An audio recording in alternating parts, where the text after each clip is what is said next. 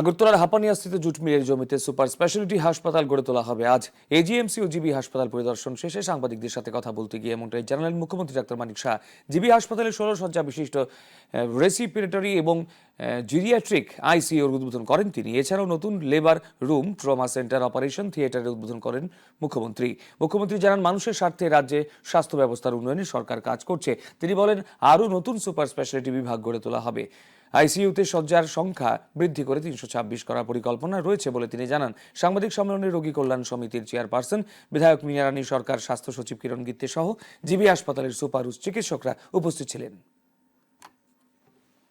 আরেকটা নতুন হসপিটাল আমাদের অলরেডি সেদিনও ওনারা এসেছিলেন, মৌ হয়েছে আমাদের সাথে, জিএনআরসি গুয়াহাটির থেকে সুপার স্পেশালিটি।